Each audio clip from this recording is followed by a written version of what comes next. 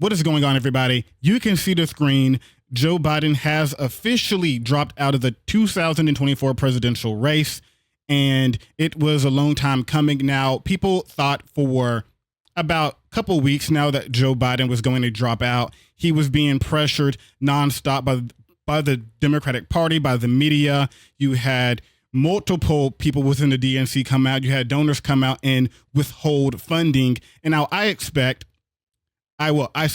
the reason why that Joe Biden dropped out and the final nail in the coffin was he got COVID. And after him getting COVID, him barely being able to speak already, let's keep it real here, Joe Biden could barely speak. And now getting COVID, he will have to sit out even longer. No idea how long he will have to sit out. And it's going to affect him even worse, even more. So it was better for him to overall drop out. Here he made a statement saying, let's go ahead and read part of it.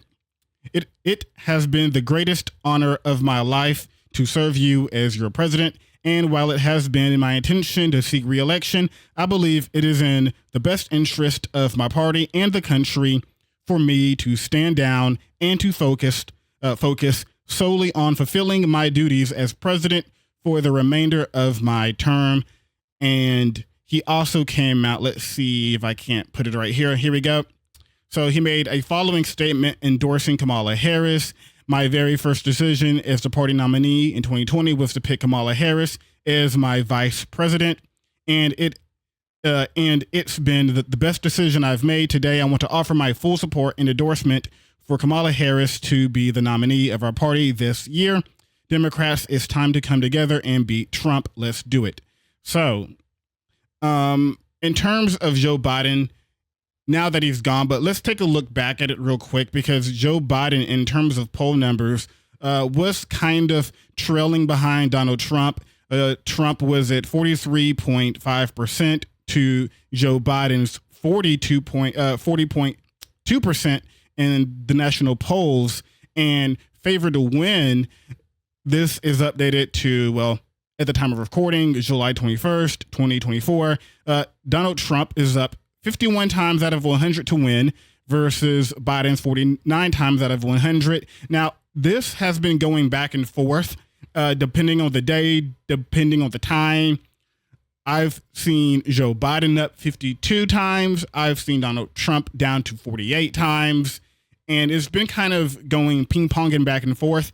But it's not that good for the Democrats when you are trailing behind in any polls really to Donald Trump, who is a civilly liable sexual assaulter. He is a civilly liable fraudster, and he is literally a convicted criminal. So when you add up all that together and Biden can barely squeak by in some polls, it's not a good thing. But we don't know if Kamala Harris is going to do much better, because we turn around and go back to 2020 when Kamala Harris was in the primaries, and she was not even popular among Democrats. As we can look here in the primary results, a lot of Biden, you have some Pete Buttigieg, Pete Booty, and then you have, of course, Bernie Sanders, Bernard Sanders. So Kamala Harris is nowhere to be found because she dropped out, because she started off kind of, on fire, just a tad bit on fire, but then she just fell off the map, completely irrelevant. Joe Biden picked her as the VP, and now we are stuck with her. So let's go ahead and turn it over here to see her approval ratings. So far, Kamala Harris has a 38.6 approval rating, which nobody's really talked about Kamala Harris until now, which they will now, because she's been kind of irrelevant for the most part. I don't think most Americans are paying attention to whatever Kamala Harris is doing throughout the weeks, days, month, as she was vice president. Nobody really cared about her. But now she's going to be thrusted into the spotlight, and she's going to have to make sure she's likable, which might be a big, big thing for Kamala Harris. Because even if we go down to the poll numbers, once again, so we know how Biden is kind of doing with Trump. Now, let's see how Kamala Harris is doing with Trump, because you have a YouGov poll right here from CBS News. Kamala Harris is down 3%. Biden was also down 3% to Donald Trump. And Kamala Harris, by a SoCal research poll, is down 8 points to Donald Trump. And this was July 17th. Really recent, she's down 8 points. And Trump in the same poll is up 6 on Biden. And if you look across the board here, Donald Trump is up in almost all of these polls. Reuters Ipsos poll, Trump is up 1 on Kamala Harris, up against 1 on Joe Biden.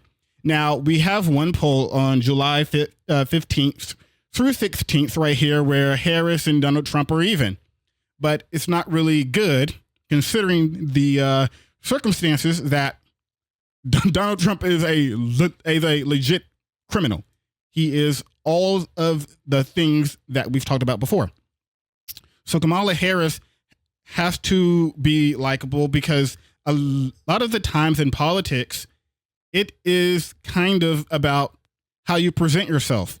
You can have good policies, but if you don't have good politics, which is the ability to have charisma, which Kamala Harris has the charisma of an absolute twig, it's not going to be easy for her. And also, we have to look at the fact that we are about 4 months away from the presidential election.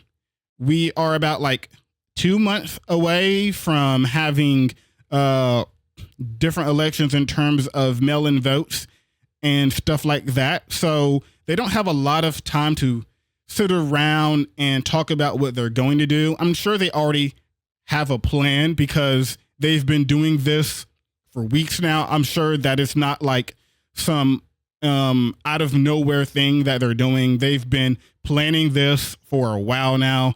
So they got to come out and present something very, very quick to the public, make sure that people know that Kamala Harris is the new candidate, because most people who are determining who they're voting for, these are low information voters. These aren't people who are looking at videos like this.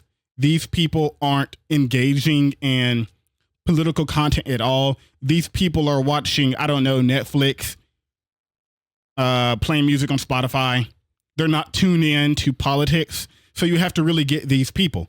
And these people tend to be, you know, the voters who don't know who they're voting for, undecided voters. Because most people at this point, they know if they're voting for Donald Trump or the Democrats largely. So it is going to be a big issue for Democrats to get Kamala Harris out there, because Kamala Harris is younger. She can talk. Joe Biden can't talk anymore.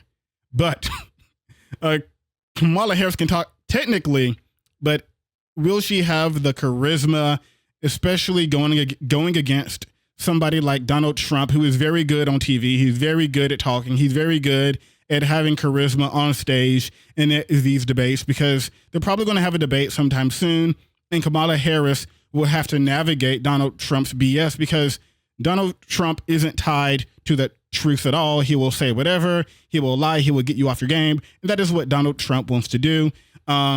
His policies are going to be irrelevant because he's going to dodge the question multiple times. And they really got to nail Donald Trump to Project 2025 and all the crazy stuff that they want to do.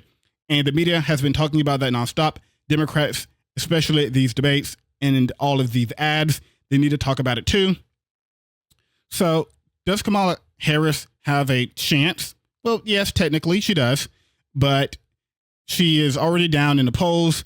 When the new polls come out, because now they're going to be doing polls against Harris and whoever her VP pick is. I don't know who the VP pick will be, but we will have to see. Kamala Harris doesn't have a perfect past. She was pretty controversial, you know, when she was in California. She couldn't even win her own state. So, yeah, not looking good for Kamala Harris, not looking good for the Democratic Party, but there is still hope if you want the Democrats to win. So there you have it. Biden is officially out. Trump versus Kamala Harris, it is official.